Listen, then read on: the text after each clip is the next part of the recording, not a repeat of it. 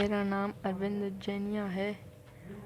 हाय दोस्तों, मेरा नाम अरविंद जैनिया है। हम कहानी शुरू करने जा रहे हैं। हेलो दोस्तों, स्टार्ट करते हैं। Underground magical gold making well. Junapur नाम का एक गांव रहता है। उस गांव में शिवम नाम का एक छोटा मोटा धंधा करने वाला आदमी रहता है।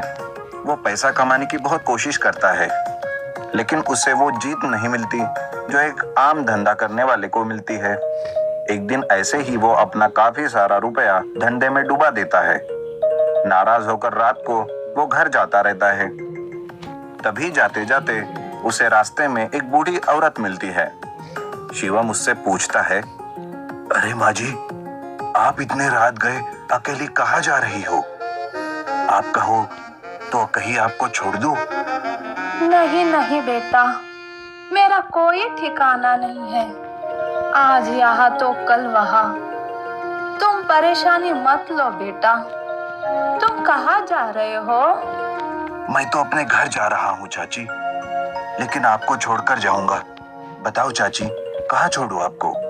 अरे बेटा, मुझे तो बस अगले चौक में ही जाना है। मैं चली जाऊंगी, लेकिन तुम क्यों इतना नाराज हो बेटा? शिवम अपने सारे धंधे की बात उस बूढ़ी चाची को बता देता है। चाची भी बड़ी हैरानी से शिवम की सारी बातें सुन लेती है। पूरी बात कहने के बाद शिवम कहता है, अब आप ही बताओ चाची, ऐसे में मैं क्या करूं? मुझे कुछ समझ नहीं आ रहा है। इसका एक रास्ता मेरे पास है बेटा। अगर तुम जाने में कामयाब हो गए तो तुम्हारा सारा कष्ट खत्म हो जाएगा। क्या सच में ऐसा हो सकता है चाची? हाँ हाँ बेटा, लेकिन उस रास्ते में जाने के लिए बहुत बड़ी हिम्मत रखनी होगी, क्योंकि वो रास्ता बहुत खतरनाक है। अब वो रास्ता बता दीजिए चाची, क्योंकि उस रास्ते पर चलने के सिवा मेरे पास और कोई रास्ता नहीं। ठीक है बेटा, यहाँ से कुछ 50 कोस दूर एक जंगल है। उस जंगल के बीचों बीच एक जगह पर अंडरग्राउंड में बहुत ही गहरा कुआं है।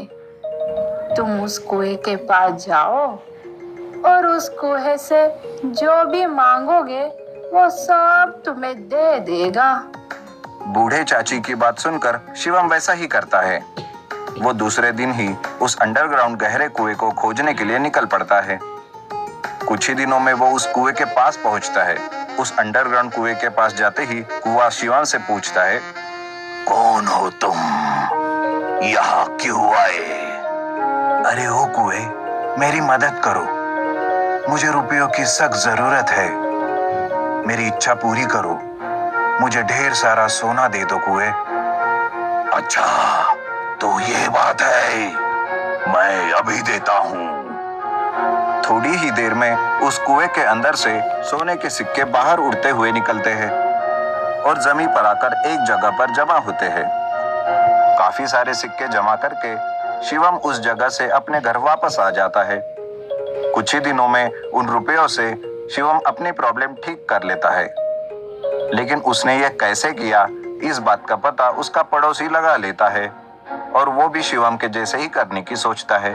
सबसे पहले वो आदमी बूढ़ी चाची को पकड़ता है और उससे सारी बात पूछता है, लेकिन बूढ़ी चाची के लाख समझाने पर भी वो आदमी सुनता नहीं और उस अंडरग्राउंड कुएं के पास जाता है। मैं बाकी लोगों के जैसा नहीं हूँ जो छुट्टे में यहाँ से सोना लेकर जाते हैं। मैं तो एक बार में ही सारा सोना निकालकर यहाँ से लेकर जाऊंगा। ऐसा कहकर वो आदमी उस अंडरग्राउंड कुएं में उतरता है, लेकिन सोना उसे नहीं मिलता। आखिर कई दिनों तक वो वही उस सोने को ढूंढता रहता है, लेकिन ढूंढते ढूंढते वो ऊपर आने का रास्ता भूल जाता है और वहीं पर मर जाता है। Water tanker. चीतापुर नाम के गांव में राजू नाम का एक आदमी रहता था। राजू बेरोजगार था, कुछ खास नहीं करता था, आवारा की तरह घूमता रहता था। राजू गांव के चौपाल पर बैठकर आने जाने वाले लोगों को सताता रहता था। राजू के पिता बाबूराव उसी गांव में खेत में खेती बाड़ी करके अपना घर चलाते थे। एक दिन राजू चौपाल के पास जाकर बैठा हुआ था। इतने में उसके पिता बाबूराव वहां पहुंचते हैं। क्यों रे राजू, और कितने दिन इस तरह आवारा की तरह घूमता रहेगा? कुछ काम धाम कर सकता है कि नहीं? क्या पिताजी, मुझे काम करना पसंद नहीं है। अब मैं जो काम करना चाहता हूँ वो मुझे मिल ही नहीं रहा है, तो आप ही बताइए कि मैं क्या करूँ। इस तरह पिताजी से कहता हुआ राजू वहां से चला गया। कुछ दिन के बाद बाबू राजू हो गया, खेती बाड़ी नहीं कर पा रहा था।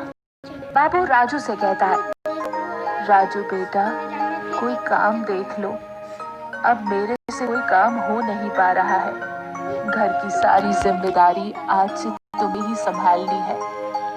अगले दिन राजू एक पर्ची देखता है